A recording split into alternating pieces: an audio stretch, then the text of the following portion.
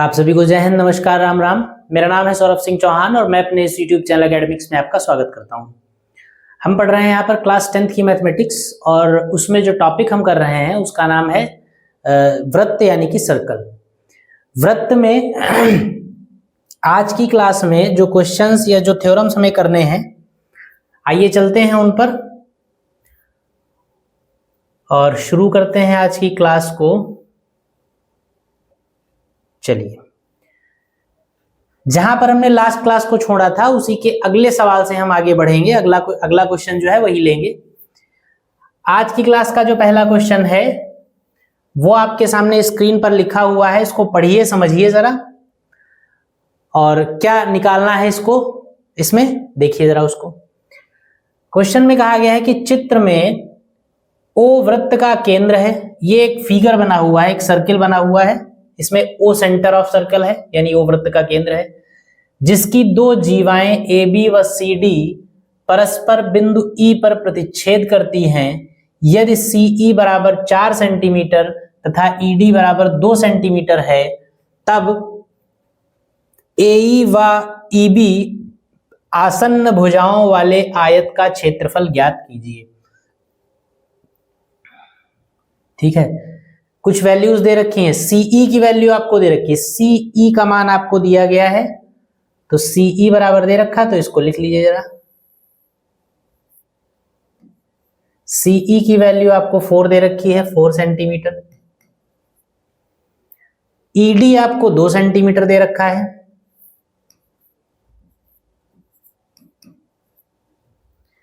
आपसे कहा गया एई व ईबी आसन्न भुजाओं वाले आयत का क्षेत्रफल ज्ञात कीजिए।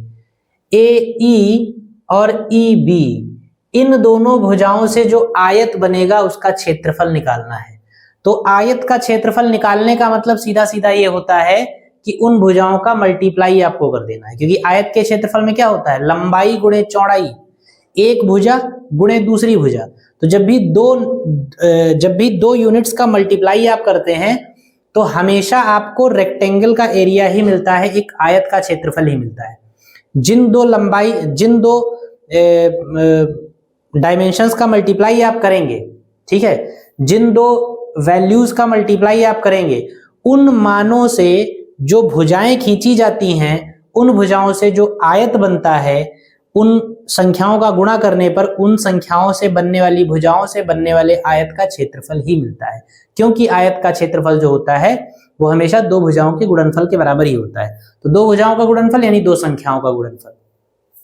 तो वही यहाँ पर सिर्फ लैंग्वेज को थोड़ा सा आकर्षक बना दिया गया है, बाकी कोई खास बात नहीं है। आपसे कहा गया है एई और ईबी आसन्न भुजाओं वाले आयत का क्षेत्रफल। तो आप जरा बताइए, अगर कोई ऐसा आयत होता, अगर ऐसा कोई रेक्टेंगल होता जिसकी भुजाएं एई और ईबी होती, अगर एई और ईबी भुजाओं वाला कोई आयत होता तो उस आयत का क्षेत्रफल क्या होता?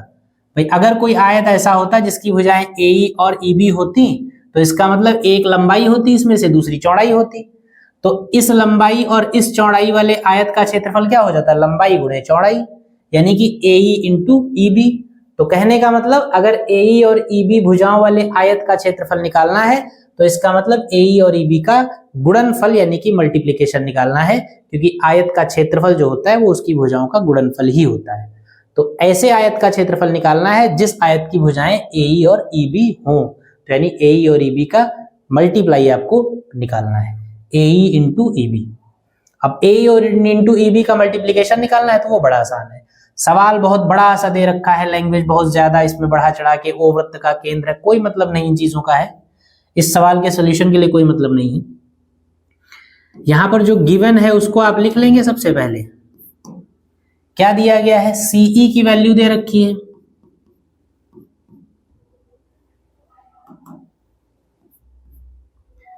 सीई जो है वो कितना दिया गया है आपको, सीई की वैल्यू दे रखी है 4 सेंटीमीटर, ईडी की वैल्यू दे रखी है 2 सेंटीमीटर। ठीक है, सीई और ईडी ये दो हो गए। आपको एई इंटू ईडी का मान निकालना है।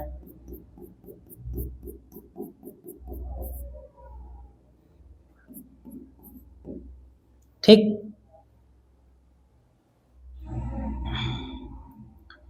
या इसको ऐसे भी लिख सकते हैं, ऐसे लिख लीजिए, जिस लैंग्वेज में पूछा गया उसी लैंग्वेज में लिख लीजिए। ए व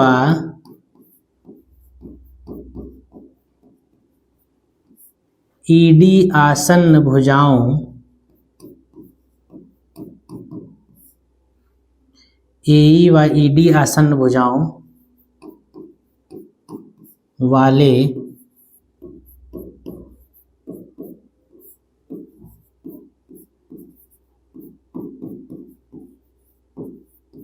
आयत का क्षेत्रफल क्या होगा?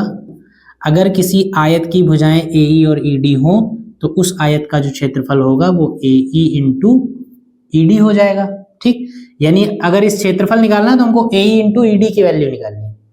अब आप जानते हैं कि ए बी और सी डी ये दो जीवाएं हैं जो वृत्त के अंदर एक दूसरे को बिंदु ई पर काटती हैं। ठीक, तो इस बात को जरा लिख लीजिए, क्योंकि ए बी व सी डी जीवाएं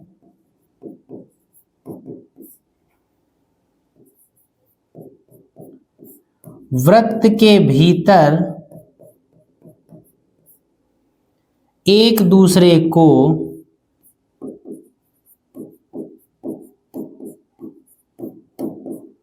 परस्पर ई पर काटती हैं, और अच्छी भाषा लिखना चाहिए तो लिखिए प्रतिच्छेद करती हैं। इसलिए आप जानते हैं कि वृत्त के अंदर अगर कोई दो जीवाएं यानी दो कॉर्ड्स एक दूसरे को इंटरसेक्ट करें, प्रतिच्छेद करें, काटें किसी पॉइंट पर, तो फॉर्मूला ये कहता है, रूल ये कहता है कि इंटरसेक्टिंग पॉइंट से उन जीवाओं के सिरों के बीच की सिरों की दूरी जो होती है, इंटरसेक्टिंग पॉइंट से पहले सिरे की दूरी इंटू इंटरसेक्टिंग पॉइंट से दूसरे सिरे की दूरी बराबर होता है इंटरसेक्टिंग पॉइंट से दूसरी वाली जीवा में पहले सिरे की दूरी और दूसरी वाली जीवा में दूसरे सिरे की दूरी, ये बराबर होते हैं। यानी ए और ए बी और सी डी अगर एक दूसरे को ई पर काटेंगे तो हम फॉर्मूला जानते हैं कि ए ई और ई बी का मल्टीप्लाई, ए ई और ई बी का मल्टीप्लाई जो है वो सी ई और ई डी के मल्टीप्लाई के बराबर होगा। ये नियम है, जानते हैं, इससे सवाल भी आप लगा चुके हैं। ए ई इंटू ई बी की वैल्यू देखिए आपको निकालनी है, तो इसको तो ऐसे ही रहने दीजिए, A E into E B is equal to C E आपका क्या हो जाएगा 4, सीई 4 हो गया, ईडी आपका हो जाएगा 2, यानी ये हो जाएगा 8 सेंटीमीटर स्क्वायर। बस सॉल्यूशन आपका इतना सही है। और अगर आप ये फार्मूला वगैरह सारी चीजें आपको मालूम है, समझ में आ रही हैं, तो आप इतने में ही इसका आंसर निकाल सकते हैं, निकल आएगा। लेकिन क्योंकि आप किसी कॉम्पिटिटिव एग्जाम को नहीं देने जा रहे हैं, आप एकेडमिक क्लास मतलब एकेडमिक्स है आपका, क्लास 10th के बच्चे हैं आप, क्लास 10th की मैथमेटिक्स आप सॉल्व कर रहे हैं, तो उसमें क्लास जब 9th 10th 11th 12th इन क्लासेस में जब आप ऐसे क्वेश्चंस को सॉल्व करते हैं तो आपको प्रोसीजर को फॉलो करना कंपलसरी है। अगर आप मेथड को फॉलो नहीं करेंगे तो आप आंसर पर केवल नंबर्स आपको नहीं मिलेंगे, मार्क्स आपको नहीं मिलेंगे। मान लीजिए आपको सवाल ये समझ में आ गया और आप ये समझ गए कि ए इंटू ई बी और सी इंटू ई डी की वैल्यू जो होती है वो बराबर होती है, वो फॉर्मूला आपने लगाया, वैल्यूज पुट की, आंसर आपने निकाल लिया। तो हो सकता है अगर 2 नंबर का क्वेश्चन हो तो आपको 2 नंबर मिल जाए, इसमें हो सकता है। आपने क्वेश्चन सही लगाया है, कॉन्सेप्ट सही पकड़ी है आपने, ठीक कैलकुलेशन किया है, ठीक आंसर निकाला है, लेकिन फिर भी पूरे नंबर 2 में 2 नंबर या 3 में 3 नंबर या जितने नंबर का भी है पूरे मार्क्स मिलने की पॉसिबिलिटीज हैं, लेकिन गारंटी नहीं है कि पूरे मार्क्स मिलेंगे। लेकिन अगर आप इस तरीके से पूरा प्रोसीजर फॉलो करते हैं तो फिर ये मान लीजिए कि 99% केसेस में आपको पूरे मार्क्स ही मिलेंगे। अगर कोई इस जिद में नहीं बैठा है कि उसको आपके मार्क्स काटने ही काटने हैं, तो यहां पर नंबर कटने की कोई गुंजाइश बचती नहीं। ठीक है। लेकिन अगर ये आप करके आते हैं तो आप क्लेम भी नहीं कर सकते हैं कि आपको पूरे नंबर चाहिए, क्योंकि आपको जो मालूम था वो आपने यहाँ पे कर दिया, लेकिन आपने समझाने की कोशिश कुछ नहीं की कि जो आपने यूज किया है वो क्यों यूज किया है, उसका क्या स्रोत है, क्या सोर्स है, कहाँ से आप इस फॉर्मूले को आपने यूज किया है। ठीक है, तो क्वेश्चन छोटा सा है, लेकिन सॉल्यूशन के पैटर्न्स को आप कभी मत छोड़िएगा। पैटर्न को फॉलो करना आपके लिए कंपलसरी है। जब आप कॉम्पिटिटिव लेवल में पहुंचेंगे तब अगर ऐसे कहीं क्वेश्चंस मिल जाते हैं तो फिर आपका ध्येय आंसर निकालना होगा केवल, लेकिन यहाँ पर आंसर से मतलब आपको नहीं है। ठीक, तो इसको नोट कर लीजिए। अगले क्वेश्चन पे चलते हैं हम लोग। अगले क्वेश्चन में देखिए क्या कहा गया है। कहा गया है एक बिंदु, ये देखिए 4 नहीं है, ये A होगा, क्योंकि यहां देखिए, ये देखिए A लिखा हुआ है। एक बिंदु A वृत्त के केंद्र से 26 सेंटीमीटर दूर है, ऐसा होगा, तथा A से वृत्त पर स्पर्शी की लंबाई 24 सेंटीमीटर है, ऐसा कुछ होगा। तो ये जो है ये पॉइंट A है आपका। एक बिंदु A वृत्त के केंद्र से 26 सेंटीमीटर दूर है तथा A से वृत्त पर स्पर्शी की लंबाई 24 सेंटीमीटर है, तो वृत्त की त्रिज्या ज्ञात कीजिए, रेडियस आपको निकालनी है। तो एक फिगर बना लीजिए ऐसे रफली, कोई बहुत खास मामला नहीं है क्वेश्चन में। ये एक वृत्त हो गया, ये वृत्त का केंद्र हो गया। ठीक है, वृत्त के केंद्र से 26 सेंटीमीटर की दूरी पर एक पॉइंट A है, तो वृत्त के केंद्र से ये मान लिया हमने, यहां पर कोई पॉइंट है A, और इस पॉइंट की जो डिस्टेंस है वो कितनी है, इस पॉइंट की जो डिस्टेंस है वो है 26 सेंटीमीटर, यानी यहां से लेकर यहां तक की जो डिस्टेंस है वो है 26 सेंटीमीटर। और इस पॉइंट से सर्कल पर एक टेंजेंट खींची गई है, एक स्पर्श रेखा खींची गई है, तो ये एक स्पर्श रेखा हमने खींच ली। इस स्पर्श रेखा की लंबाई जो है 24 सेंटीमीटर है, तो स्पर्शी की लंबाई, स्पर्शी आपकी यहां से देखिए जा आगे तक रही, लेकिन लंबाई यहीं तक रहेगी, जहां पर टेंजेंट टच कर रही है, स्पर्श कर रही है, बस वहीं तक स्पर्श रेखा की लंबाई मानी जाएगी। तो ये आपकी हो गई कितनी, 24 सेंटीमीटर। तो क्या निकालना है, वृत्त की त्रिज्या आपको निकालनी है, रेडियस आपको निकालनी है इसकी। तो रेडियस के लिए क्या करें, आप रेडियस को मिला दें, ये स्पर्श बिंदु हो गया, ये केंद्र हो गया, ये एक त्रिज्या हो गई इसकी।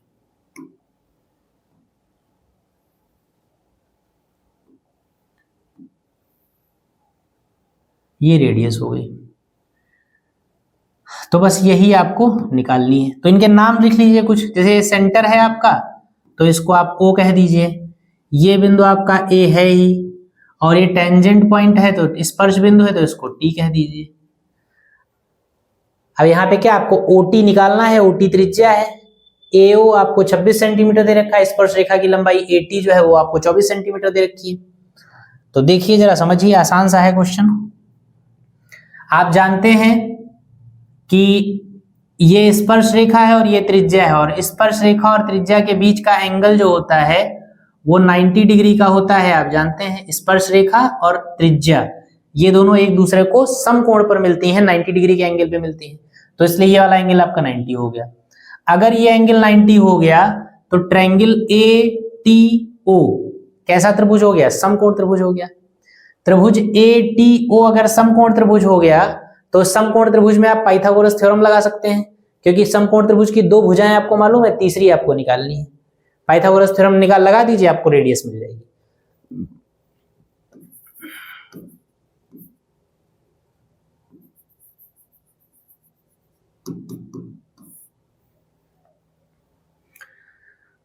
लिखेंगे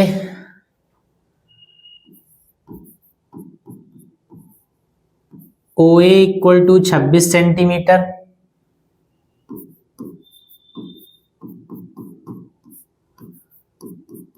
स्पर्शी AT इक्वल टू 24 सेंटीमीटर,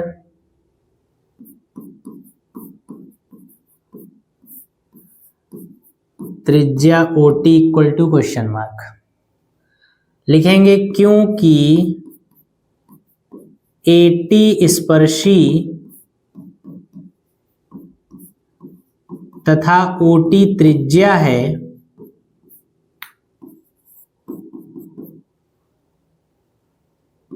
इसलिए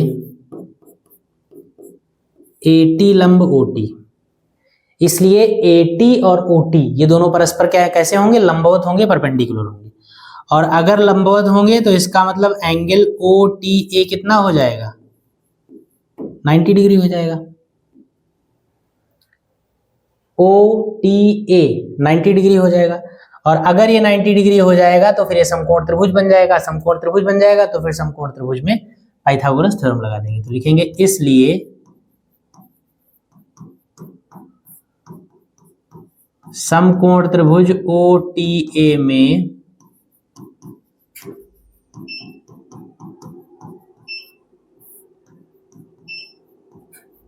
पाइथागोरस प्रमेय से, समकोण त्रिभुज में पाइथागोरस प्रमेय से, पाइथागोरस थ्योरम जब लगाएंगे इसमें तो पाइथागोरस थ्योरम क्या कहती है, कर्ण का स्क्वायर। कर्ण क्या होगा, 90 डिग्री एंगल जो है उसके सामने वाली भुजा कर्ण, तो 90 डिग्री का ये है तो सामने वाली भुजा AO हो जाएगी, तो AO कर्ण हो जाएगा। AO या OA, AO स्क्वायर बराबर कर्ण स्क्वायर बराबर लंब square plus Aadhaar square, AT square plus OT square. AO का मतलब हो जाएगा 26 का स्क्वायर, AT की वैल्यू है 24 और OT आपको निकालना है। 26 का स्क्वायर कितना होगा, 25 का होता है, 25 का स्क्वायर 625, तो इसका 676 होता है शायद, निकाल के देख लीजिए। 6 छाक 36 और 6 छाक 36, 6 दूनी 12, 12 और 3 15, 2 छंग 12, 2 दूनी 4 और 1 5, हाँ 676। तो ये हो जाएगा 676 और 84, इसका कितना होता है 24 का, 24 का होगा 484, देख लीजिए कितना, 484 नहीं, ऐसा ही कुछ होगा, नहीं 4 चक्कू 16, 625, 576 होगा ये। 4 चक्कू 16, 4 चक्कू 16, 4 दूनी 8, 8 और 1 9, 2 चक्कू 8 और 2 दूनी 4, 6 9 8 17 5, 576, 576 प्लस OT स्क्वायर, तो OT स्क्वायर कितना आ जाएगा, OT स्क्वायर आ जाएगा 676 माइनस 576, कितना बचेगा, 6 में से 6 गया 0, अरे पूरा 100 बचेगा, 676 में से 576 गया, यानी OT इज इक्वल टू कितना आ जाएगा, अंडर रूट 100, यानी OT इज इक्वल टू कितना आ जाएगा 10 और यूनिट सेंटीमीटर। तो इस तरीके से आप निकाल सकते हैं। ये ऐसे क्वेश्चंस इंपॉर्टेंट होते हैं, आसान है, इंपॉर्टेंट है, पूछे जाएंगे खूब, नोट करिए फटाफट। चलिए अगले क्वेश्चन पे। अगले सवाल में क्या कहा गया है, कहा गया चित्र में PA व PB स्पर्शी इस प्रकार हैं कि PA की वैल्यू 9 सेंटीमीटर है, 9 सेंटीमीटर है, एंगल APB जो है वो आपका 60 डिग्री का है, तो जीवा AB की लंबाई आपको ज्ञात करनी है, ये आपको बतानी है, ये लंबाई आपको बतानी है, ठीक। चलिए देखिए, पहले मैं फिगर में आपको समझाए दे रहा हूं, पूरा निकाल के बताया दे रहा हूं, फिर उस सॉल्यूशन को लिखेंगे हम लोग। क्या फिगर में है समझेंगे, देखिए ध्यान से देखिएगा। P देखिए कोई पॉइंट है और ये सर्कल जो दे रखा है, इस सर्किल पर, इस वृत्त पर, इस बिंदु P से 2 स्पर्श रेखाएं खींची गई। देखिए P से एक स्पर्श रेखा PA खींची गई है और दूसरी स्पर्श रेखा PB खींची गई है, और P बिंदु जो है वो वृत्त के बाहर स्थित है। क्लास 9th में आपने एक थ्योरम पढ़ी होगी इसमें सर्किल में, क्लास 9th में भी वृत्त की बहुत सारी प्रमेय हैं आपके लिए पढ़ने के लिए और सिद्ध करने के लिए। तो क्लास 9th में एक प्रमेय आपने प्रूव की होगी कि किसी वृत्त पर किसी बाह्य बिंदु से खींची गई 2 स्पर्श रेखाओं की लंबाइयां बराबर होती हैं। पता नहीं क्लास 9th में आपने पढ़ी या क्लास 10th में ही शायद मैंने करवाई, ठीक है, हो सकता इसी क्लास में ही, इस क्लास में ही शायद करवा चुका हूं मैं, मतलब जहां कहीं भी पढ़ा है, अभी पढ़ा है या इसके पहले पढ़ा है, फिलहाल ये थ्योरम आप जान चुके हैं कि किसी वृत्त में वृत्त के बाहर स्थित किसी बिंदु से अगर उस वृत्त पर दो स्पर्श रेखाएं खींची जाएं तो उन स्पर्श रेखाओं की लंबाइयां जो होती हैं वो हमेशा बराबर होती हैं। किसी बाह्य बिंदु से वृत्त पर खींची गई दो स्पर्श रेखाओं की लंबाइयां सदैव बराबर होती हैं। P से वृत्त पर PA और PB स्पर्श रेखाएं खींची गई हैं, इसलिए PA की जो लंबाई होगी वही PB की लंबाई होगी। इसका मतलब आपको समझ में आ रहा होगा कि PB की लंबाई जो होगी वो भी कितनी हो जाएगी, कितनी हो जाएगी, 9 सेंटीमीटर। ठीक, पूरा सॉल्यूशन पहले मैं आपको फिगर पे समझाऊंगा, उसके बाद फिर मैं उसी सॉल्यूशन को आपको उधर लिख के बताऊंगा। ये 9 सेंटीमीटर है, क्योंकि स्पर्श रेखाओं की लंबाइयां बराबर होती हैं इसलिए जितनी इधर वाली स्पर्श रेखा है उतनी ही इधर वाली होगी। तो ये 9 थी तो ये भी 9 हो गई। अब जरा इस पूरे ट्रायंगल को आप देख लीजिए, ABP। इस त्रिभुज को अगर आप देखें तो इस त्रिभुज में आप देख रहे हैं कि AP भुजा और BP भुजा, दो भुजाएं बराबर बराबर हैं आपस में, 9 सेंटीमीटर 9 सेंटीमीटर। ठीक है, यानी एक ऐसा ट्रायंगल आपको मिल गया, ये पॉइंट P है, ये पॉइंट A है और ये पॉइंट B है। बस यही जो ट्रायंगल बना था इसी को ऐसे घुमा दिया हमने यहाँ पे, ये A, ये B, ये P, AB। AP की लंबाई 9 है, BP की लंबाई भी 9 है। आप जानते हैं कि किसी भी ट्रायंगल की अगर दो भुजाएं आपस में बराबर हो तो उसको समद्विबाहु त्रिभुज कहते हैं, यानी कि आइसोसेल्स ट्रायंगल कहते हैं। समद्विबाहु त्रिभुज की जो दो भुजाएं बराबर होती हैं उनके नीचे वाले दोनों कोण भी बराबर होते हैं, यानी जितना ये होगा उतना ही ये होगा। बात क्लियर? यानी अगर ये x होगा तो ये भी x होगा। बात समझ में आई? और आप जानते हैं त्रिभुज के तीनों कोणों का योग 180 होता है, तो यानी x प्लस x, क्योंकि ये दोनों कोण तो बराबर होंगे, भुजाएं बराबर तो कोण भी बराबर, x प्लस x प्लस ये तीसरा वाला कोण, और तीसरा वाला कोण कितना है 60, बराबर कितना होता है 180। त्रिभुज के तीनों कोणों का योग कितना होता है 180, तो 1 प्लस 2 प्लस 3 60 डिग्री है, प्लस x बराबर 180 हो जाएगा। x मिलके 2x हो जाएगा, ये 180 माइनस 60 हो जाएगा, कितना बचेगा 120, 2x बराबर, यानी x बराबर कितना आ जाएगा 60। यानी ये x इस वाले कोण की वैल्यू कितनी आ गई 60, और ये भी x है तो ये भी 60 हो गया। यानी कुल मिलाकर हमने क्या कर लिया, ये एंगल 60 का आ गया और ये वाला एंगल भी 60 का आ गया। अब अगर इस ट्रायंगल को देखें तो ये एक ऐसा त्रिभुज है जिसके तीनों कोण 60-60-60 डिग्री के हैं, और अगर तीनों एंगल्स बराबर हैं तो इसका मतलब त्रिभुज कैसा हो जाएगा, समबाहु त्रिभुज हो जाएगा। होगा कि नहीं होगा? अगर किसी त्रिभुज के तीनों कोण बराबर हैं तो वो त्रिभुज समबाहु हो जाएगा, ठीक, इक्विलेटरल हो जाएगा। और जब इक्विलेटरल ट्रायंगल हो जाएगा, समबाहु त्रिभुज हो जाएगा, तो समबाहु त्रिभुज की तीनों भुजाएं भी बराबर होती हैं, और जब तीनों भुजाएं बराबर होती हैं तो दो 9-9 सेंटीमीटर की हैं तो तीसरी वाली भी कितनी हो जाएगी 9 सेंटीमीटर। बस AB की वैल्यू आपको निकालनी थी, वो 9 सेंटीमीटर आ गई। ठीक है, तो इस तरीके से सवाल लगेगा। अब इस पूरे सोल्यूशन को जो आपने समझा है उसको आप लिखेंगे किस तरीके से, आइए देखते हैं। पूरा फिगर साफ कर लीजिए इसको।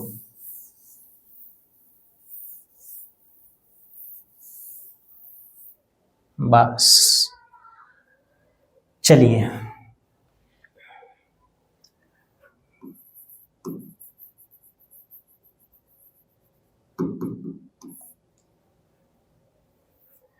लिखेंगे बिंदु P से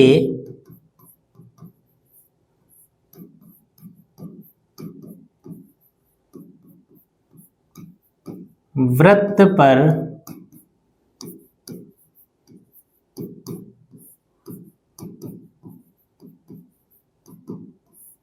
दो स्पर्श रेखाएं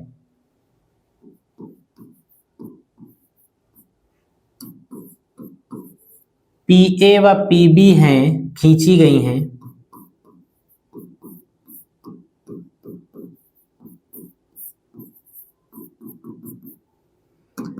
इसलिए PA बराबर PB, और बराबर कितना 9 सेंटीमीटर, क्योंकि PA की वैल्यू आपको 9 सेंटीमीटर दे रखी है, तो PA और PB दोनों 9 सेंटीमीटर हो जाएंगे। अब क्योंकि PA और PB बराबर ले आए हैं आप, तो अगर त्रिभुज ABP की बात करें, इसलिए ट्रायंगल ए बी पी कैसा होगा, समद्विबाहु त्रिभुज होगा। क्योंकि ट्रायंगल एबीपी में एबी एपी और बीपी दो भुजाएं बराबर हैं, इसलिए त्रिभुज समद्विबाहु हो जाएगा। और अगर त्रिभुज समद्विबाहु होगा तो क्या होगा, जो भुजाएं बराबर होती हैं उनके नीचे वाले कोण भी बराबर होते हैं। तो इसका मतलब एंगल ए और एंगल बी बराबर होंगे एक दूसरे के। दिस इंप्लाइज एंगल, तो angle A equal to angle B होगा, और इसको हमने क्या मान लिया, एक्स मान लिया। ठीक, क्योंकि पी ए और पी बी बराबर हैं, इसलिए ए बी पी समद्विबाहु होगा। ए बी पी समद्विबाहु होगा तो कोण ए और कोण बी बराबर होंगे, उनकी बराबर वैल्यू को हमने एक्स मान लिया। अब लिखेंगे ट्रायंगल ए बी पी में हम जानते हैं कि कोण ए प्लस कोण बी प्लस कोण पी की वैल्यू कितनी हो जाएगी, 180 डिग्री। हम जानते हैं तीनों एंगल्स का सम जो होता है वो 180 डिग्री होता है। तो angle A plus angle B plus angle P is equal to 180 degree हो जाएगा। ए और बी की वैल्यू एक्स एक्स है, तो ये एक्स हो गया, ये एक्स हो गया। एंगल पी की वैल्यू 60 डिग्री है, तो ये 60 हो गया, और ये आपका 180 हो गया। यहां पर आप चाहें सॉल्यूशन में तो शुरुआत में आप गिवन करके ये चीज लिख सकते हैं जो दे रखी है हमको, क्या, angle P is equal to 60 degree और PA is equal to 9 centimetre. ये इतनी इंफॉर्मेशन हमको गिवन है। इसको सॉल्व करेंगे तो क्या हो जाएगा, 2x इज इक्वल टू 120, 180 में से 60 चला जाएगा उधर, तो x इज इक्वल टू कितना आ गया, 60। इसलिए angle A is equal to angle B is equal to x is equal to कितना आ गया, 60। यानी एंगल A की वैल्यू भी 60 डिग्री आ गई और एंगल B की वैल्यू भी 60 डिग्री आ गई। अब लिखेंगे क्योंकि ट्रायंगल ABC में एंगल A, एंगल B और एंगल P तीनों की ही वैल्यू 60 डिग्री आ गई है। A और B 60 आ गए, P पहले से ही 60 था, तीनों की वैल्यू 60 आ गई है, इसलिए ट्रायंगल ABP जो होगा वो कैसा होगा,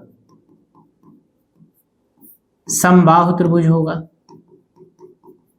इसका मतलब तीनों जब कोण बराबर है तो समद्विबाहु के बजाय समबाहु होगा। और अगर समबाहु है, क्योंकि अब ABC समबाहु है, इसका मतलब क्या है, तीनों भुजाएं बराबर होंगी। इसका मतलब AB बराबर PA बराबर PB। दिस इंप्लाइज AB बराबर कितना, PA बराबर PB। PA की वैल्यू कितनी है, 9। बस ये आपका आ गया आंसर। तो जो क्वेश्चन इतना सिंपल है, आप मतलब ओरली इसका आंसर निकाल सकते हैं, लेकिन जब आप एग्जाम में इसको लिखेंगे सॉल्यूशन को, तो लिखने में आपको ये पूरी इतनी व्यवस्था देनी पड़ेगी। नहीं देंगे तो नंबर आपके कट जाएंगे, क्योंकि ये बिल्कुल आपने दिमाग में बनाए रखिएगा। देखिए, क्योंकि सोशल मीडिया का दौर है, तो सोशल मीडिया में जब आप यूट्यूब वगैरह पर देखते होंगे तो इस टाइप के क्वेश्चंस कॉम्पिटिशन्स में भी पूछे जाते हैं। तो बहुत सारे जो ऐसे टीचर्स हैं जो कॉम्पिटिशन्स को पढ़ाते हैं, कॉम्पिटिशन वाले बच्चों को पढ़ाते हैं, वो इन क्वेश्चंस को सॉल्व करने की छोटी छोटी ट्रिक्स बताते हैं। तो वो उन बच्चों के लिए ठीक है जो कंपटीशन की तैयारी कर रहे हैं, उनके लिए वो चीजें अच्छी हैं, बेहतर हैं, कुछ सेकंड्स में आंसर मिल जाए। लेकिन आप उनसे इन्फ्लुएंस मत होइएगा, आप उनसे प्रभावित मत होइएगा। अभी एकेडमिक्स अपना क्लियर करने के बाद आप उनसे प्रभावित होइए, आप उनकी ट्रिक्स को पकड़िए, उनके जो मैजिक्स हैं सॉल्यूशन के, उनको देखिए, उनसे सॉल्व करिए। वो अच्छी बातें हैं, अच्छी बात है, लेकिन तब के लिए, अभी नहीं। अभी आपको ट्रिक्स पे नहीं जाना। अभी अगर आप ट्रिक्स से आंसर निकालने लगेंगे और आंसर निकाल लेंगे तो फिर आपको नंबर, मार्क्स आपको नहीं मिलेंगे। आपको पूरा प्रोसीजर फॉलो करना पड़ेगा कि हम सॉल्यूशन को कैसे रिप्रेजेंट करते हैं, सॉल्यूशन को हम कैसे जो है उस आपका प्रेजेंटेशन क्या है क्वेश्चन का, ठीक है, सॉल्यूशन का।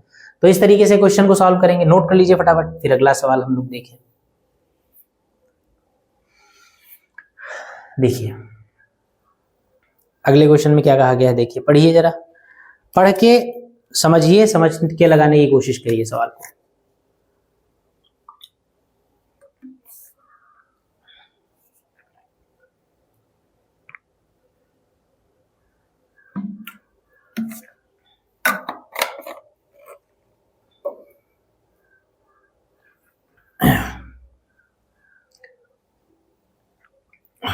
चलिए,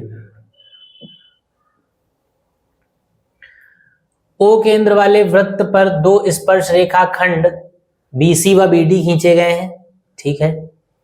angle CBD is equal to 120 degree दे रखा है, CBD 120। अब देखिए ये थोड़ा सा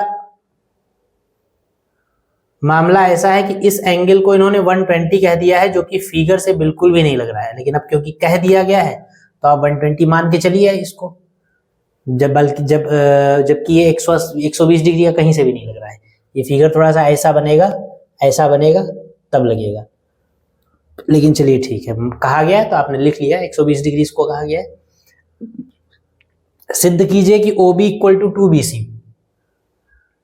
OB is equal to 2BC, यानी OB और BC में आपको रिलेशन निकालना है, इस भुजा में और इस भुजा में आपको रिलेशन निकालना है, और एक एंगल आपको दे रखा है इसकी मदद से। तो कैसे निकालेंगे देखिए जरा।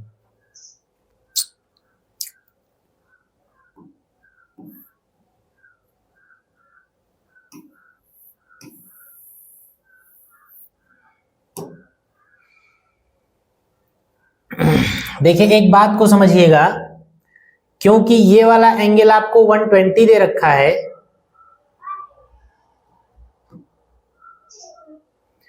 और आप जानते हैं देखिए BC जो है वो स्पर्श रेखा है और OC जो है वो त्रिज्या है, और टेंजेंट और रेडियस यानी स्पर्श रेखा और त्रिज्या के बीच का जो एंगल होता है वो 90 डिग्री का होता है, आप जानते हैं। तो ये कोण तो 90 है। अब आप किसी तरीके से अगर ये वाला एंगल निकाल लीजिए तो ये समकोण त्रिभुज आपका बन जाएगा, OCB जो है एक समकोण त्रिभुज बन जाएगा। समकोण त्रिभुज में अगर ये वाला एंगल आपके पास हो या फिर ये वाला एंगल आपके पास हो, मतलब 90 को छोड़कर बाकी दोनों में से कोई एक कोण अगर आपको पता हो, तो आप त्रिकोणमितीय अनुपात का यूज कर सकते हैं, ट्रिग्नोमेट्रिकल रेशियो का यूज कर सकते हैं, sine theta, cos theta, tan theta, कोई भी थीटा लगा सकते हैं।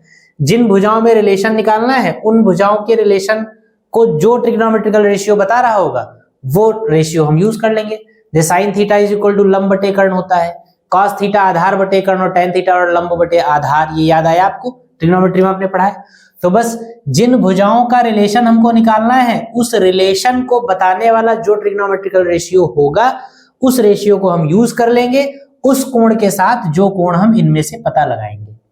ये 90 क्योंकि है समकोण त्रिभुज है, तो समकोण त्रिभुज में ट्रिग्नोमेट्रिकल रेशियोज को यूज करने के लिए आपको एक एंगल चाहिए, तो इन दोनों में से कोई एक कोण आप निकाल लीजिए। तो ये कोण निकालना आसान है क्योंकि इसका पूरा एंगल आपको दे रखा है 120, तो इस 120 का ये ऊपर वाला हिस्सा निकाल सकते हैं आप। कैसे निकालेंगे, आपने पीछे थ्योरम्स में प्रूव किया है। क्या करेंगे, इस वाले ट्रायंगल और इस वाले ट्रायंगल को हम सर्वांग प्रूव करेंगे, ठीक है। त्रिभुज OCB और त्रिभुज ODB को हम सर्वांग सिद्ध करेंगे। देखिए पिछली क्लासेस को आप जब मैं बार बार इसीलिए ये चीज रिपीट करता हूं कि जो चीजें आप पढ़ चुके हैं अगर आप उनको पढ़ के रख देंगे तो फिर आगे की चीजें भी आप ऐसे ही पढ़ते चले जाएंगे, वो आपकी तैयार नहीं होंगी, आपको मतलब समझ में नहीं आएंगी। जो चीजें आप पीछे पढ़ चुके हैं या तो आप इतना शार्प माइंडेड हो कि वो चीजें आपके दिमाग से नहीं निकलेंगी, अगर ऐसा नहीं है तो जो आप पढ़ चुके हैं उसको कंटिन्यूअसली उसको रिवाइज करते रहिए। अगर उसका रिवीजन नहीं करेंगे तो फिर आगे चीजों को आप कनेक्ट नहीं कर पाएंगे। जब तक आगे वाली मैथमेटिक्स का कनेक्शन पीछे वाली से नहीं बना रहेगा तब तक आपको मैथमेटिक्स समझ में नहीं आएगी। तो यहां पर देखिए, क्योंकि ये एंगल निकालना है पूरा हमें पता है, तो अगर मान लीजिए पिछली क्लासेस आपकी दिमाग में बिल्कुल बैठी हुई हैं तो आपको तुरंत समझ में आ जाएगा कि इस पूरे एंगल से अगर ये ऊपर वाला एंगल या ये नीचे वाला एंगल या फिर ये वाला एंगल या फिर ये वाला एंगल, कोई भी एंगल निकालना हो उसका प्रोसीजर एक ही है कि इन दोनों ट्रायंगल्स को हम सर्वांगसम सिद्ध करें। सर्वांगसमता जब सिद्ध कर देंगे तो दोनों त्रिभुजों की सारी चीजें बराबर हो जाएंगी। जब बराबर हो जाएंगी तो ये दोनों कोण निकल आएंगे आसानी से। ये चीजें पहले थ्योरम्स में आप कर चुके हैं, तो बस यही चीज हम यहाँ पे इस्तेमाल करेंगे। और देखिए कैसे इन दोनों को सर्वांगसम सिद्ध किया जाएगा। ये आप जानते हैं कि ये एंगल जो होगा वो 90 होगा, ठीक, और ये OD रेडियस है और BD स्पर्श रेखा है, तो ये वाला एंगल जो होगा ये भी आपका 90 होगा। और देख लीजिए OC रेडियस है, OD रेडियस है, तो ये और ये बराबर होंगी एक दूसरे के, ठीक। OB जो है ये उभयनिष्ठ होगी, ठीक। तो इतने में ही सर्वांगसम सिद्ध हो गया। और अगर सिद्ध करना चाहें तो बिंदु B से वृत्त पर BC स्पर्श रेखा खींची गई है और इसी बिंदु से BD स्पर्श रेखा खींची गई है, तो एक ही बिंदु से खींची गई स्पर्श रेखाएं भी बराबर होती हैं, तो ये भी बराबर हो जाएंगी। किसी भी तरीके से आप प्रूफ कर दीजिए। स्पर्श रेखाएं हैं इसलिए बराबर, त्रिज्याएं हैं इसलिए बराबर, ये उभयनिष्ठ है इसलिए त्रिभुज जो है वो सर्वांग समभुज है, या एंगल को लीजिए तो उससे सर्वांग समभुज है। कैसे भी आप प्रूफ कर सकते हैं। चलिए सबसे पहले सर्वांग समता सिद्ध करके एंगल निकालेंगे, फिर प्रूफ करेंगे जो भी सिद्ध करना है। क्या दे रखा है? दिया है गिवन एंगल CBD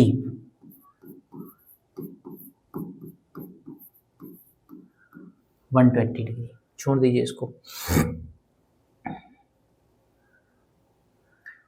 लिखेंगे त्रिभुज, दोनों त्रिभुज ले लीजिए, त्रिभुज OCB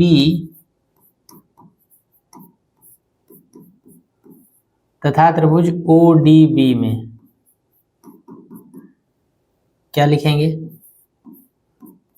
OC और OD बराबर हैं। क्यों बराबर हैं? क्योंकि एक ही वृत्त की त्रिज्याएं हैं। ठीक है। और दूसरा चाहे भुजा ले लीजिए चाहे एंगल प्रूफ कर दीजिए। एंगल OCB बराबर है एंगल ODB के, और ये दोनों बराबर किसके हैं? 90 डिग्री के। क्यों बराबर हैं? क्योंकि OC लंब है BC पर तथा OD लंब है BD पर, क्योंकि स्पर्श रेखाएं और त्रिज्याएं लंबवत होती हैं। उसके बाद OB उभयनिष्ठ है।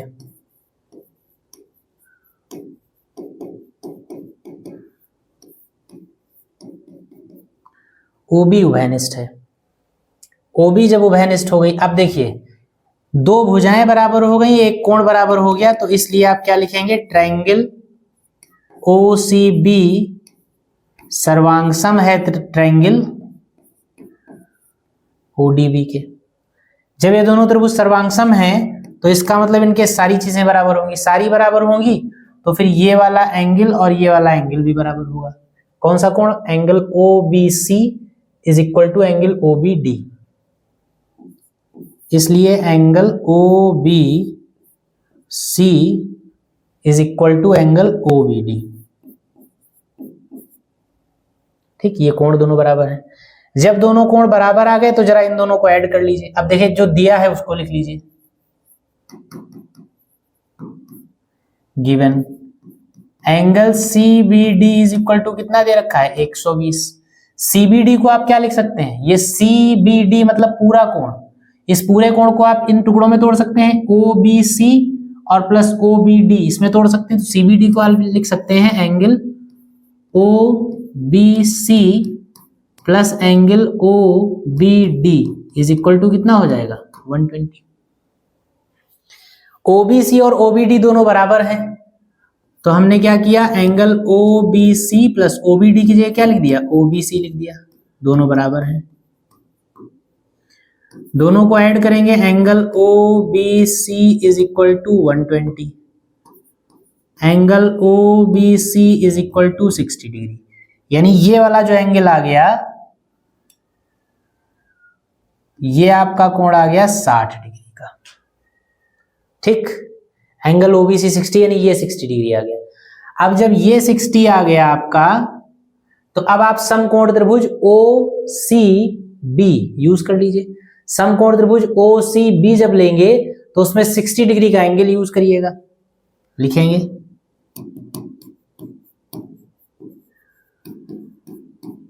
समकोण त्रिभुज OCB में। अब जरा एक बात ध्यान दीजिएगा, समकोण त्रिभुज जो OCB है इसमें एंगल तो आप 60 डिग्री का यूज कर लेंगे। ट्रिग्नोमेट्रिकल रेशियो कौन सा प्रयोग करेंगे, मतलब त्रिकोणमितीय अनुपात कौन सा यूज करेंगे? समकोण त्रिभुज में साइन थीटा बराबर लंब बटे कर्ण, कॉस थीटा बराबर आधार बटे कर्ण और टैन थीटा बराबर लंब बटे आधार, इन तीनों में से कौन सा वाला यूज करेंगे ये कैसे पता चलेगा? तो ये मैंने जब आपको पढ़ाया था त्रिकोणमितीय अनुपात तब भी मैंने आपको बताया था, जिन भुजाओं का रिलेशन आपको लेकर आना हो आंसर में, उन भुजाओं का रिलेशन कौन से अनुपात में आ रहा है ये देख लीजिए, बस वही वाला यूज कर लीजिए। हमको जो प्रूव करना है उसमें OB इक्वल टू BC यानी OB equal to 2BC prove करना है, यानी कि OB और BC में रिलेशन बताना है। तो OB और BC में रिलेशन हमको प्रूव करके लाना है। तो OB और BC क्या है देखिए, OB और BC में 90 के सामने OB है यानी कर्ण है, और 90 के साथ में ये आपका BC है, तो इसको आप लंब भी मान सकते हैं, आधार भी मान सकते हैं, लेकिन जो एंगल आप यूज करते हैं उसके सामने वाली भुजा लंब होती है। ठीक, 60 डिग्री अगर आपने लिया है तो 60 के सामने लंब होगा और 60 के नीचे वाला आधार होगा और 90 के सामने वाला कर्ण होगा। तो यानी इस एंगल, अगर ये एंगल आप यूज कर रहे हैं 60 डिग्री, तो इस सिचुएशन में 60 के सामने आपका लंब होगा, 90 के सामने आपका कर्ण होगा और जो बचा वो आपका आधार होगा। तो लंब कर्ण आधार क्लियर हो गए। अब रिलेशन आपको OB और BC में चाहिए। OB और BC का मतलब है, OB का मतलब है कर्ण और BC का मतलब है आधार, यानी आधार और कर्ण में रिलेशन चाहिए। और आधार और कर्ण का रिलेशन कौन बताता है? आधार और कर्ण का रिलेशन बताता है cos थीटा। इसलिए हम कौन सा रेशियो यूज करेंगे? cos theta. तो समकोण त्रिभुज में cos 60 बराबर लिखेंगे, क्या फॉर्मूला होता है? आधार बटे कर्ण। और आधार क्या है cos 60 के लिए? 60 डिग्री के लिए लंब है सामने वाला और आधार है ये नीचे वाला, तो BC जो है वो इसका हो गया आधार। तो ये हो गया आधार की जगह BC, और बटे कर्ण क्या है? 90 के सामने जो है कर्ण, तो कर्ण आपका OB हो गया। यहां तक बात समझ में आई होगी। cos 60 की वैल्यू आपकी होती 1/2, आप जानते हैं? नहीं जानते हैं तो जान लीजिए, याद कर लीजिए, क्योंकि आप बहुत पीछे छोड़ाए हैं आप उस चैप्टर को पढ़ते पढ़ते, काफी पहले आप ये सब पढ़ चुके हैं। 1/2 इक्वल टू BC/OB आ गया। तो यानी यहां से क्या आ गया?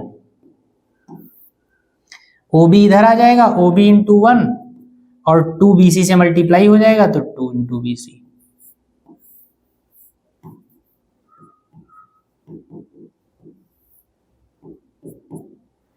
ये आपको सिद्ध करना था, ये सिद्ध हो गया। ये अच्छे सवाल हैं, काफी बढ़िया सॉल्यूशंस हैं इन क्वेश्चन के, और ये इस तरीके के जो सॉल्यूशंस होते हैं ये इंपॉर्टेंट रहते हैं, हमेशा एग्जाम में पूछे जाते हैं। तो नोट करिए फटाफट।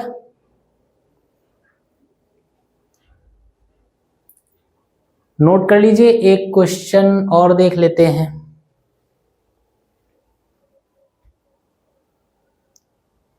अगला सवाल, अगला क्वेश्चन देखें क्या है। कहा गया एक चतुर्भुज ABCD के अंदर एक वृत्त इस प्रकार है कि BC बराबर 38, BQ बराबर 27। अब BQ, इसमें तो Q तो बना नहीं, चलिए देखेंगे कुछ होगा। DC 25 सेंटीमीटर, AD DC पर लंब है, वृत्त की त्रिज्या ज्ञात कीजिए। देखिए सबसे पहले कहा गया एक चतुर्भुज ABCD है, तो इसका नाम रख लीजिए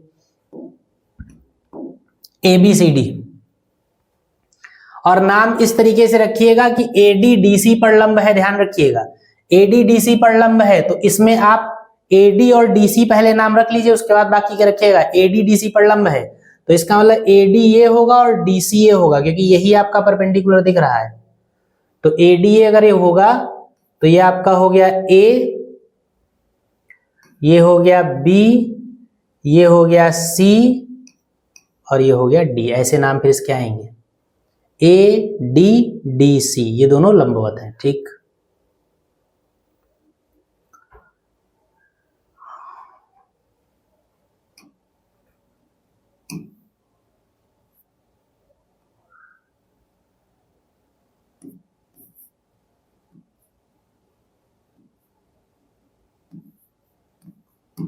ये सवाल में जितना कहा गया अभी वही कर रहे हैं। ADDC पर लंब है तो इसलिए हमने इसको A मान लिया, इसको B मान लिया, इसको C मान लिया, इसको D मान लिया। ये ABCD एक चतुर्भुज हो गया। इस तरीके से खींचा गया है कि BC की वैल्यू 38 सेंटीमीटर दे रखी। BC जो है ये आपका 38 सेंटीमीटर दे रखा है।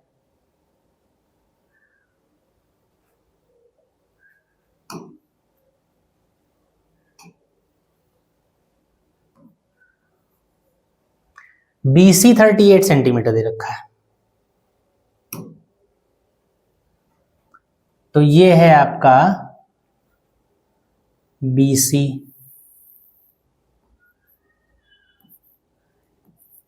कितना है 38 सेंटीमीटर।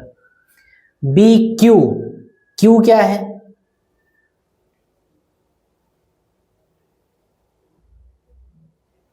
DC आपका 25 सेंटीमीटर है।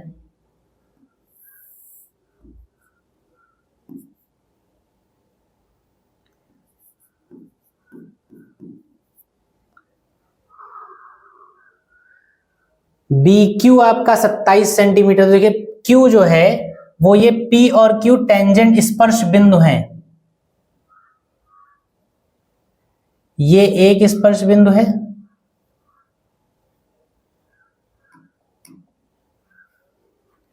इसको क्लियर कर लिया जाए क्या है।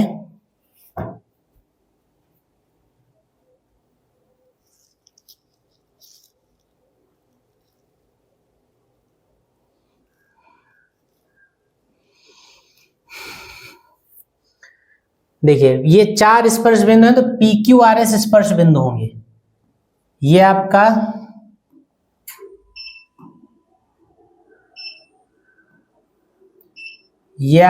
P होगा स्पर्श बिंदु, ये आपका Q होगा।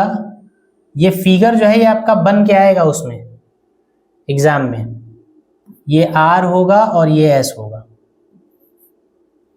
PQRS स्पर्श बिंदु है। इसमें से आपको BQ दे रखा है। BQ यानी ये वैल्यू आपको दे रखी है, कितनी दे रखी है 27 सेंटीमीटर। तो आपको वृत्त की त्रिज्या निकालनी है।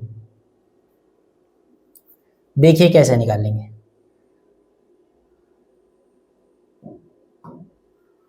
ध्यान से समझिएगा, जरा बिंदु B को देखिएगा।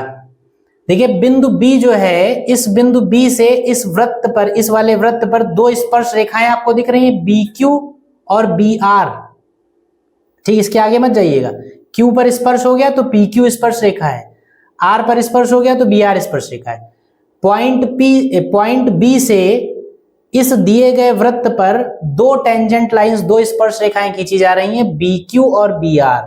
तो आप जानते हैं किसी भी बाहरी बिंदु से अगर किसी वृत्त पर दो स्पर्श रेखाएं खींची जाएं, इस तरीके से कोई सर्किल हो, इस तरीके से कोई पॉइंट हो, यहां से अगर इस तरीके से कोई दो स्पर्श रेखाएं टेंजेंट लाइंस खींची जाएं, तो ये टेंजेंट्स जो होती हैं वो लंबाई में एक दूसरे के बराबर होती हैं। बस यही कॉन्सेप्ट इसके चारों कोनों पर लगानी है। देखते जाइएगा, ध्यान से समझिएगा। BQ अगर 27 है तो बताइए BQ और BR ये दोनों तो आपस में बराबर होंगे, तो BQ अगर 27 है तो BR भी 27 होगा।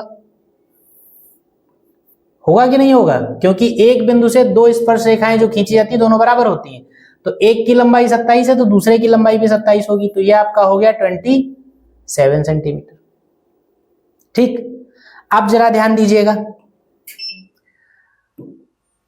अगर ये 27 सेंटीमीटर है तो BC जो पूरा है, BC आपका 38 है, उसमें से BR आपका 27 निकल गया, तो RC कितना बचा, नीचे वाला कितना बचा, 38 में से 27 चला गया तो 8 और 3 11 सेंटीमीटर बचा।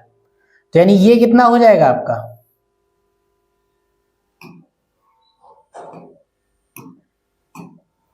ये आपका कितना हो जाएगा, ये आपका हो जाएगा 11 सेंटीमीटर।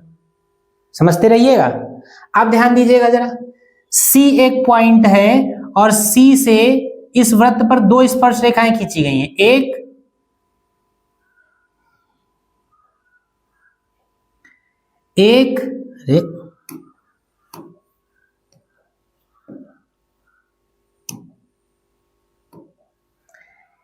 एक आपकी हो गई CR और दूसरी आपकी हो गई CS।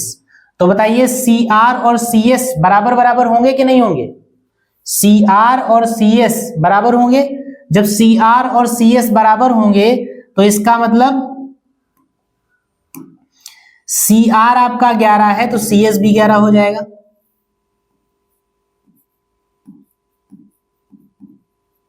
ठीक, अब अगर CS 11 होगा तो ध्यान दीजिए डीसी की पूरी लंबाई, डी से लगाकर सी तक की लंबाई 25 है, 25 में से ये इतनी 11 हो गई, तो जो बचेगी ये डीएस ये कितनी हो जाएगी, 25 में से 11 घटा दीजिए तो कितना बचा 14। तो यानी ये लेंथ जो होगी आपकी ये हो जाएगी कितनी 14, ये दिख रहा है कलर 14 सेंटीमीटर दिख रहा है, सुनते भी रहिएगा जो बोला जा रहा है। ये 14 सेंटीमीटर हो जाएगा। अब फिर वही बात है, डी से वृत्त पर दो स्पर्श रेखाएं खींची गई हैं, एक डीएस और दूसरी डीपी, तो डीएस और डीपी की लंबाई बराबर होगी, स्पर्श रेखाएं हैं, तो डीएस अगर 14 है तो डीपी भी 14 हो जाएगा, तो यानी ये लेंथ जो होगी ये कितनी हो जाएगी 14 सेंटीमीटर। बस इसके आगे आपको जाना नहीं पड़ेगा, इसके आगे की कोई इंफॉर्मेशन हमारे पास है भी नहीं और इसके आगे आपको जाना भी नहीं पड़ेगा। क्यों नहीं जाना पड़ेगा वो देख लीजिए आप।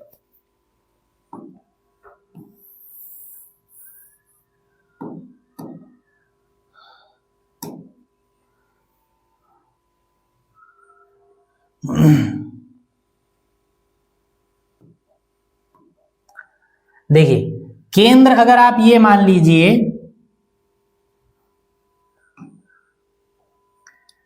सेंटर अगर आप ये मान लीजिए, इसका नाम आप ओ रख लीजिए, तो देखिए ये स्पर्श बिंदु है और ये सेंटर है, या इसको देख लीजिए ये स्पर्श बिंदु है ये सेंटर है। अगर स्पर्श बिंदु से केंद्र को आप मिला देंगे,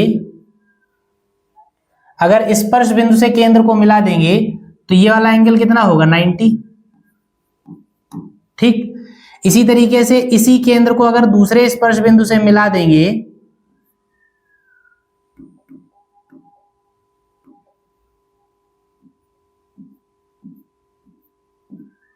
तो ये वाला एंगल कितना होगा 90 हो जाएगा।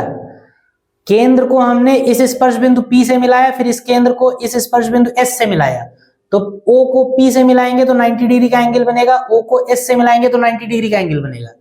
अब जरा इस चतुर्भुज को देखिए आप, चतुर्भुज OPDS में तीन एंगल्स 90 90 90 के हैं, तो चौथा एंगल कितना होगा, तो चौथा एंगल भी 90 का हो जाएगा कि नहीं हो जाएगा, क्योंकि चतुर्भुज के चारों कोणों का योग 360 डिग्री होता है, उसमें से तीन जब 90 90 90 हो गए तो 90 ही तो बचा 360 में से, तो वो चौथा एंगल हो जाएगा।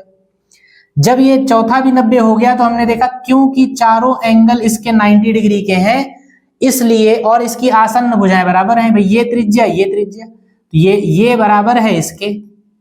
जब ये इसके बराबर है और चारों कोण 90 डिग्री के हैं तो ये एक स्क्वायर बन जाएगा, एक वर्ग बन जाएगा। और अगर ये एक वर्ग होगा तो जो भुजा ये डीपी है वही आपका क्यूएस ओएस हो जाएगा। डीपी आपका 14 सेंटीमीटर है तो ओएस भी आपका कितना हो जाएगा 14 सेंटीमीटर, और ओएस ही आपकी त्रिज्या है।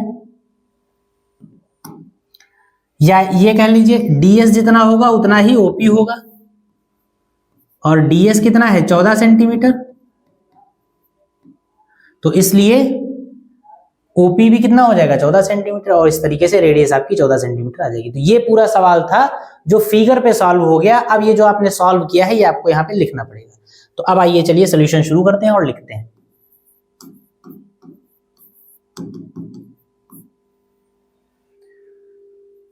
देखिए चतुर्भुज एबीसीडी के अंदर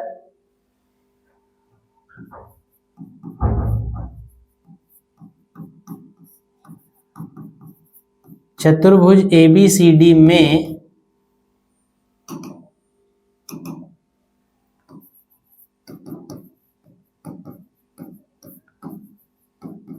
के अंदर वृत्त खींचा गया है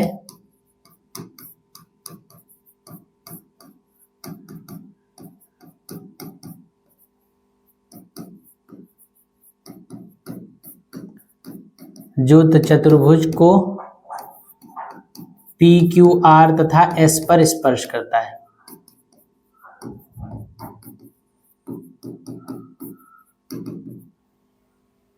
ठीक,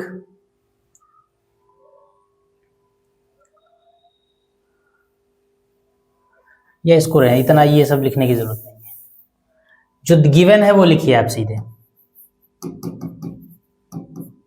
क्या दिया गया है BC is equal to 38 centimetre,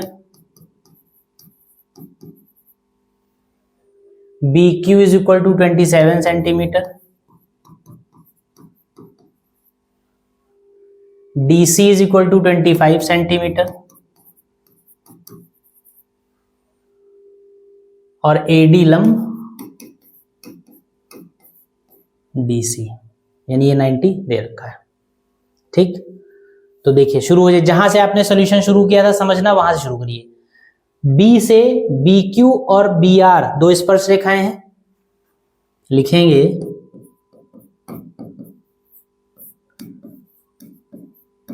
बिंदु B से वृत्त पर दो स्पर्शी BQ व BR हैं, इसलिए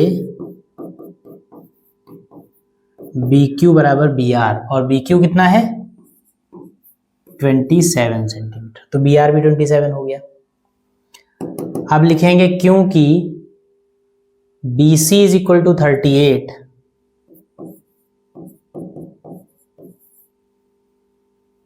इस तरीके, क्योंकि नहीं, अब लिखेंगे CR बराबर अगर निकालें तो क्या होगा, CR बराबर होगा BC माइनस BR। CR की वैल्यू निकालने के लिए BC में से BR घटा दीजिए। BC कितना है 38, BR कितना है 27, यानी CR कितना आ गया 11 सेंटीमीटर। ठीक, फिर वही बात, C से वृत्त पर क्योंकि दो स्पर्शियां CR और CS, CR व CS हैं, इसलिए CR is equal to CS, CR और CS बराबर होंगी, और CR आपका कितना गया 11 सेंटीमीटर, तो CS भी कितना हो जाएगा 11 सेंटीमीटर। CS निकल आया, CS निकल आया, तो हम DS निकाल सकते हैं। लिखेंगे DS बराबर क्या लिखेंगे DC माइनस CS। DC आपको 25 सेंटीमीटर दे रखा है और CS आपने 11 निकाला है, यानी ये आ जाएगा 14 सेंटीमीटर। DS आ गया 14 सेंटीमीटर। ठीक, फिर वही बात है, D से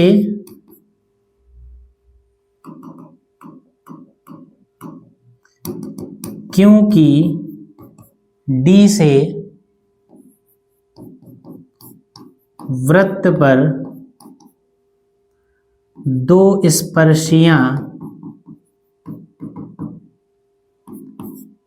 DS व DP हैं, इसलिए DP बराबर DS, और DS कितना है 14 सेंटीमीटर, तो DP भी कितना आ गया 14 सेंटीमीटर। ठीक, अब आप लिखेंगे OP व OS को यदि मिलाया जाए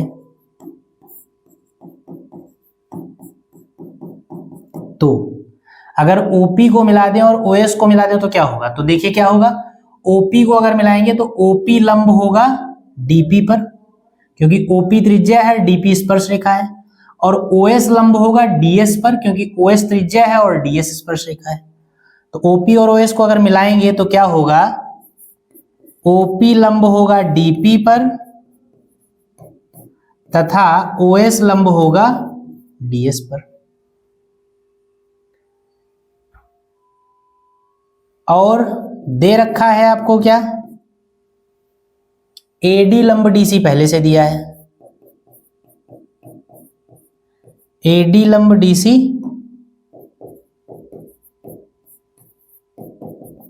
दिया है।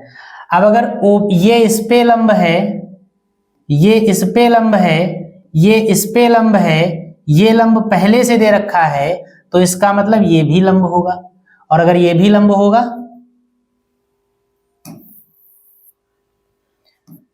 इंप्लाइज दैट ओपी लंब OS। जब ये तीन कोण 90-90 के हो गए तो ये चौथा कोण भी 90 होगा, तो ये भी लंब हो जाएगा। और अगर ये चारों कोण 90 हो गए तो इसका मतलब ये दिया गया जो होगा ये क्या हो जाएगा, एक वर्ग हो जाएगा। ठीक, तथा क्या लिखेंगे, ये चारों एक दूसरे पर लंब हैं और OP और OS बराबर हैं, OP और OS बराबर हैं। देखिए 1 2 3 4, ये चारों कोण 90 के आ गए और ये भुजा इस भुजा के बराबर है। अगर आसपास की भुजाएं बराबर हैं और चारों कोण 90 डिग्री के हैं तो ऐसा केवल वर्ग में ही तो हो सकता है। तो क्योंकि OP और OS बराबर हैं, ये चारों एंगल्स 90 के हैं, इसलिए ये चतुर्भुज जो होगा ये एक वर्ग होगा। लिखेंगे इसलिए OPDS एक वर्ग होगा। ठीक, अब अगर ये एक वर्ग होगा तो इसका मतलब इसकी सारी भुजाएं आपस में बराबर होंगी। ये 14, ये 14 और तो ये भी उतनी हो जाएगी, इसलिए सारी भुजाएं बराबर हो जाएगी। OP बराबर OS बराबर DP बराबर DS। दिस इंप्लाइज OP बराबर कितना हो जाएगा, दिस इंप्लाइज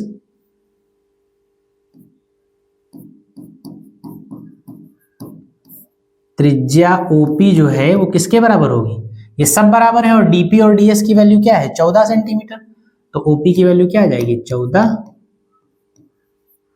सेंटीमीटर। ये इस वृत्त की आपको त्रिज्या निकालनी थी, ये आपको त्रिज्या आ गई। तो ये बहुत बेहतरीन क्वेश्चंस हैं। इन सवालों को लगाने में भी मजा आता है, मुझे तो मतलब लगाने और लगवाने में दोनों में मजा आता है इन सवालों को, अब आपको जैसे भी लगे, लेकिन अच्छे क्वेश्चंस हैं, इंपॉर्टेंट हैं। और ऐसे सॉल्यूशंस जो क्वेश्चंस जो एग्जाम में आते हैं उनका सोल्यूशन जब इस तरीके का आप करते हैं, अच्छा सा फिगर साफ सुथरा बना के, तो इंप्रेशन आपका एक अलग पड़ता है। क्योंकि ऐसे क्वेश्चंस को इस तरीके से एग्जाम में सॉल्व करके दिखाने का मतलब है कि आपके अंदर एबिलिटी है, आपको चीजों का पता है। ठीक है, ये नहीं कि किसी तरीके से आप 2 लाइनें 4 लाइनें इधर से उधर देख के आप आंसर निकाल के ले आए। आपने इस क्वेश्चन को पूरा विधिवत लगा के दिखाया है एग्जामिनर को कि देखिए फिगर ये है, फिगर में ऐसे ऐसे ये चीजें सारी चीजें बनती हैं और उन सारी चीजों को हम ऐसे लैंग्वेज में कन्वर्ट करते हैं और इस तरीके से हम आंसर निकालते हैं। तो इस तरीके से अगर आप क्वेश्चन सॉल्व करेंगे तो निश्चित तौर पे आप मार्क्स जो है वो आप छीन के लाएंगे। ठीक है, तो चलिए ठीक, नोट करिए इस क्वेश्चन को और इन सारे क्वेश्चंस को रिवाइज करते रहिए, लगाते रहिए। और अभी काफी सारे क्वेश्चंस बचे हुए हैं, तो उन सारे क्वेश्चंस को लेकर हम अगली क्लास में मिलेंगे। तब तक के लिए आप सभी प्यारे बच्चों को जय हिंद।